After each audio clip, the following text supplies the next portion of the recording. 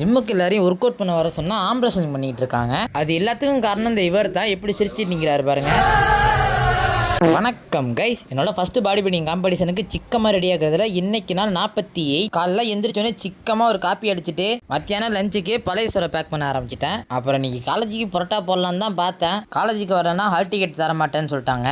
அதோட மார்னிங் பிரேக்ஃபாஸ்ட்டுக்கு 2 முட்டை தோசை குக் பண்ணிட்டு காலேஜுக்கு கிளம்பியாச்சு. அங்கே போயிட்டு நம்ம மத்தியானம் எடுத்து இந்த பழைய சோறை முழுங்கிட்டு வெயிலின் தாக்கம் அதிகமாக இருக்கறனால இந்த மாதிரி வாரத்தில் ஒரு 2 நாளாச்சு பழைய சோறை சாப்பிடுங்க, உடம்புக்கு ரொம்ப நல்லது. அப்புறம் ஈவினிங் வீட்டுக்கு வந்துட்டு ப்ரீ ஒர்க் அவுட் மீலுக்கு நொங்கையும் பாலையும் சாப்பிட்டு ஜிம்முக்கு சரியாச்சு. அங்க இன்னைக்கு நம்மளுக்கு ஒரு சிக்கமான புஷ்டே தான். வெயிட்லாம் நல்லாவே புஷ் பண்ணேன். அப்புறம் நேற்று நம்ம ப்ரோ சொல்லி கொடுத்த ஃபார்மை எக்ஸிக்யூட் பண்ணி பார்த்தேன். மைண்ட் மசில் கனெக்ஷனாக நல்லா சிக்கமாக கனெக்ட் ஆனிச்சு. அப்புறம் இப்போ அந்த ஆம்பரசிங் கதைக்கு வரேன். நம்ம சீனியர் ப்ரோ அந்த மனுஷன்ட்ட தோக்கவும் ஜிம்ல உள்ள எல்லாரையும் அந்த மனுஷன் கூட கோத்து விட்டுட்டு இருக்காரு. அப்புறம் இந்த பக்கம் திரும்பி பார்த்தா இவரால் அந்த மனுஷனை தான் தோக்கடிக்க முடியலன்னு சொல்லிட்டு ஜிம்ல உள்ள சின்ன பயிரெல்லாம் இழுத்து போட்டு ஆம்பரசிங் பண்ணிட்டு இருக்காரு. இல்லை ஜெயிச்சு போட்டு ஒரு சிரிப்பு வேற.